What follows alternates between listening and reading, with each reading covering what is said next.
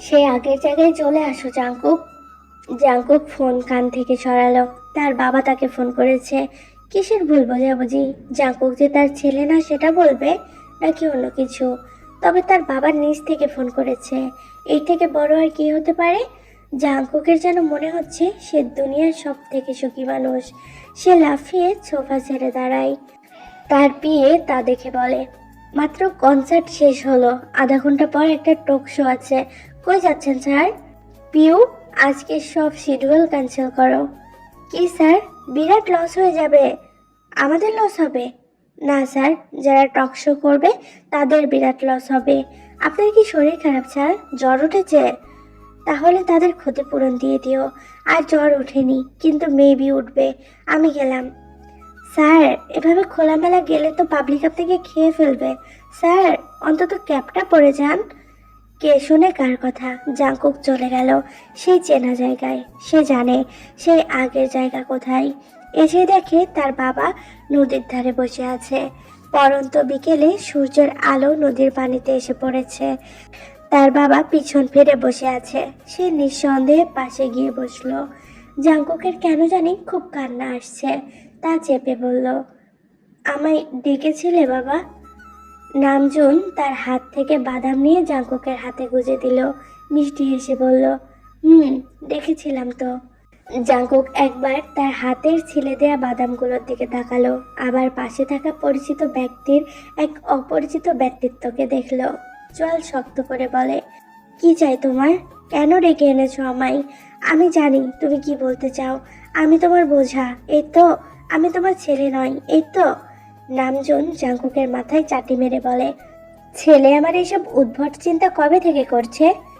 Jungkook এই ছোঁয়া চেনে। সে ছোটবেলায় ভুল কিছু বললে তার বাবা তাকে মাথায় আলতো করে টোকা কিংবা চাটি মেরে বলতো, ছেলে আমার এইসব অদ্ভুত চিন্তা কবে থেকে করছে?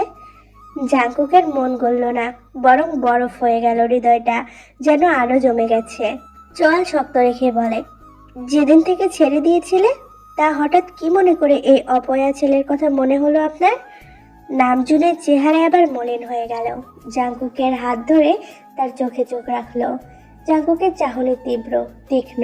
শান্ত গলায় নামজুন বলে, কিভাবে বলে শুরু করব এত সব কাহিনী বল? জানি আমার ওপর তোর অনেক রাগ, অনেক অনেক বড় পাহাড় সমান অভিমান আর রাগ জমেছে আমার জন্য।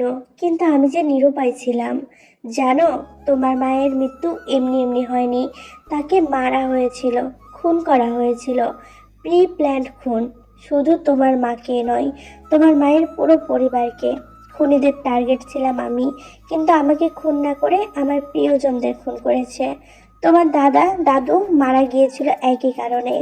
এরপর মারা গেল তোমার মা। আমার চিন্তা ছিল যে না জানি তোমার কোনো ক্ষতি করে ফেলে ওরা। তোমার সাথে প্রায় বাধ্য হয়ে যোগাযোগ বিচ্ছিন্ন করি, কারণ খুনিরা আমার কাছেরই এবং বিশ্বস্ত কেউ একজন ছিল। তোমার পিছনে জানিয়ে না জানিয়ে অনেক গার্ড লাগিয়েছি তোমার সুরক্ষার জন্য, যাতে আমি মরি কিংবা বাঁচি, আমার ছেলে সুরক্ষিত থাকে। তাই বলে 25টা বছর? আসলে বাবা, হয়েছে কি, যারা যারা খুনে সামিল ছিল তাদের খুঁজতে আমার 25 বছর লেগে গেছে। তাদের সবার ইনফো পেয়েছি 2 বছরের মধ্যে। তাদের 12 জনকে খুঁজে খুঁজে সাজা দিতে দিতে 14টা বছর চলে গেছে। বাকি 4 জন 4 দেশে, কানাডা, অস্ট্রেলিয়া, সুইডেন আর শ্রীলঙ্কা। তাদের সেই দেশ থেকে তুলে এনে শাস্তি দিতে গেলে আরও 6 বছর। আর বাকি 3 বছর? এখনো একজন খুনি বাকি। আসলে আমি প্রতিশোধের নেশায় এতটাই মত্ত হয়ে উঠেছিলাম যে যেদিন বুঝেছি তখন বুঝে উঠতে পারছিলাম না কিভাবে তোমার সামনে গিয়ে দাঁড়াবো। আমি তোমার মুখের ওপর অনেকবার মানা করেছি, অনেকবার ধমকও দিয়েছি। আমি চাইনি, কিন্তু বাধ্য হয়েছি। কিন্তু আজ হয়তো সেই মেয়েটা জোর করে এসে না বোঝালে আমি আরো কয়েক বছর লাগিয়ে দিতাম আসতে। আমায় ক্ষমা করে দাও জাঙ্কুক, আমি নিরুপায় ছিলাম। নিজেকে তুচ্ছ ভেবো না। তুমি আমার ছেলে, তুমি আমাদেরই জাঙ্কুক। ক্ষমা করে দাও আমায়। আমি তোমার অনুভূতি, চাওয়া, ইচ্ছা আর পরিস্থিতির কথা একেবারেই চিন্তা করিনি। জাংকুক তার বাবাকে জড়িয়ে ধরে। আজ তার সব থেকে ভালো দিন। 25 বছর পর নিজের বাবাকে দেখেছে। এর থেকে আনন্দের বিষয় আর কি হতে পারে? নামজুনও তার ছেলেকে জড়িয়ে ধরলো। তার ছেলে কত বড় হয়ে গেছে। জাংকুক তার বাবাকে ছেড়ে দিয়ে বাদাম খেতে খেতে বলে, কোন মেয়ের কথা বলছিলে বাবা? নাম তো জানি না, কিন্তু ছবি আছে। কে সে সাহসী মেয়ে দেখি? একটা বিরাট ধন্যবাদ তো তাকে দিতেই হয়। দেখাবো, কিন্তু একটা শর্তে। ওরে আল্লাহ, আবার কি শর্ত? I want her as your wife, she will be your wife. Jungkook এবার দ্বিধায় পড়ে গেল। বিদ্যুতের ঝিলিকের মতো তার মাথার উপর মায়াবতীর চেহারাটা ভেসে উঠল। সে যে আরেকজনকে পছন্দ করে, কিন্তু এত বছর পর যে মেয়ের বদৌলতে তার বাবা তার কাছে ফিরে এসেছে, আবার তার মায়াবতীও তো তাকে ভালোবাসে না। আজকে তো সে আইয়ুর ম্যানেজার জেহাবের সাথে টুংটাং করছিল, তার মায়াবতীও তো বেশ খুশি ছিল তখন। তাহলে কি হলো জাংকুক? জাংকুক কিছুক্ষণ চুপ করে থেকে মুখটা ফ্যাকাশে করে বলে, কিন্তু বাবা, আমি আরেকজনকে এত বছর পর এসেছি, আর এই কথা তুমি রাখবে না? বাবা কিন্তু কষ্ট পাবো জাংকুক। জাংকুক দীর্ঘশ্বাস ফেলে। আচ্ছা দেখাও দেখি, কে সে মেয়ে?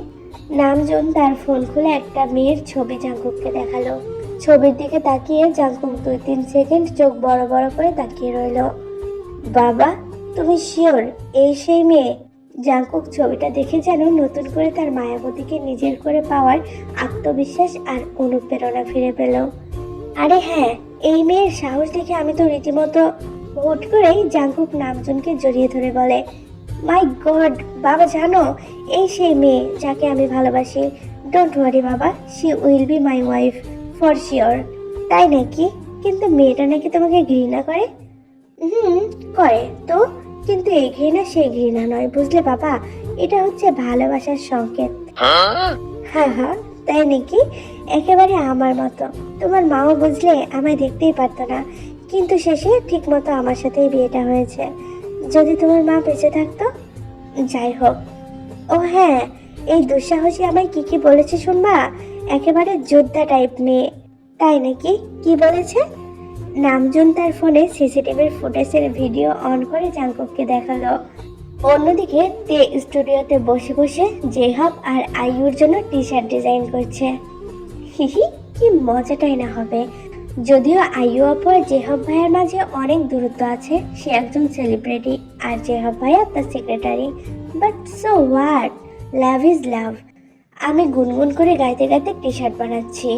জেহাব ভাইয়ারটা রেডি, সোফার মাঝে টান টান করে রেখেছি। এখন আইয়ু আপুর টি শার্ট ডিজাইন করছি। 5x1 করেছি। অমনি কে যেন দরজায় নক করলো। আমি না তাকিয়ে বললাম, কামিন। জাংকুক দরজা খুলে ভেতরে এলো। সে এসেছে বিরাট এক থ্যাঙ্কস জানাতে। আপনাকে অনেক অনেক ধন্যবাদ মিস। কথা শেষ করার আগে তার চোখ গেল সোফার ওপর টি শার্টের ওপর লেখা, জেহাব ইজ ইন লাভ উইথ তে। এটুকু পড়তেই চোখ সরিয়ে নিল। তের হাতের দিকে চোখ যেতে দেখলো তে লিখছে। তে এমন কিছুই লিখেছে। অমনি সে রাগে একেবারে বোম। তে চোখ তুলে তাকিয়ে দেখে জাংকুক ওর দিকে কড়া চোখে তাকিয়ে আছে। এভাবে তাকিয়ে থাকা দেখে বড় একটা ঢোক গিলল তে। জাংকুকের চোখে লাল আভা দেখা দিচ্ছে, যেন আরেকটু পর পুরো লাল রক্তিম হয়ে যাবে। হাত মুষ্টিবদ্ধ, চোখে চাহনি তীক্ষ্ণ। তে সাহস নিয়ে কিছু বলতে যাবে, তার আগে তের 2 হাত শক্ত করে চেপে ধরে দেয়ালে ঠেকালো জাংকুক। রাগে ক্ষোভে জোরে জোরে নিঃশ্বাস ফেলছে, আর সেই নিঃশ্বাসগুলো ঝড়ো হাওয়ার মতো তের মুখে এসে বাড়ি খাচ্ছে। তে চোখ মুখ খিচে ফেলে। তা দেখে জাংকুক বলে, এই মেয়ে চোখ খুলো। তে হকচকিয়ে চোখ খুললো। তে শরীর যেন অটোমেটিক্যালি জাংকুকের কথা শুনছে। আমাকে দেখলেই তোমার বিরক্ত লাগে তাই না? হঠাৎ এমন হামলায় কিছু বলতে পারছে না তে। এদিকে হাত দুটো দিয়ে যে জাংকুককে সরাবে সেই উপায়ও নেই। জাংকুক জোরে ধমক দিয়ে বলে, remember, you are not allowed to like or love anyway except me. Did you hear that clearly? You are mine, only mine. হঠাৎ থেকে ছেড়ে দিয়ে সোফায় থাকা টি শার্টটার দিকে এক পলক তাকিয়ে বেরিয়ে গেল জাংকুক। কি থেকে কি হলো বুঝলো না তে। জাংকুক এমন রেগে আনএক্সপেক্টলি হামলা চালালো কেন? আর কি সব বলে গেল? আমি শুধু তার, আমি কারোর প্রেমে পড়তে অ্যালাউড না। কি সব ছাতার মাথার কথা বলে গেল। আর আমারই বা এত আনন্দ লাগছে কেন? ধুর, আমি আগেই জানতাম এসব আইডল ফাইডলরা একদম ভালো না। জাংকুকের কর্মকাণ্ড ভেবে চোখে মুখে তিক্ততা নিয়ে ছোফায় থাকা টি শার্টের দিকে তাকালাম। তাতে লেখা আছে, জেহব is in love with Tanisa. পাখিরা, আমার ঠান্ডা লেগেছে, ভয়েস একদমই খারাপ শোনাচ্ছে, সেই কারণে বেশি রেকর্ড করলাম না, এই পার্টটা একদম ছোট।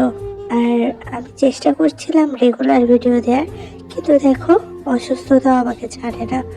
যাই হোক, আমার গলা ঠিক হয়ে গেলে আবার রেগুলার ভিডিও পাবে। আল্লাহ হাফিজ।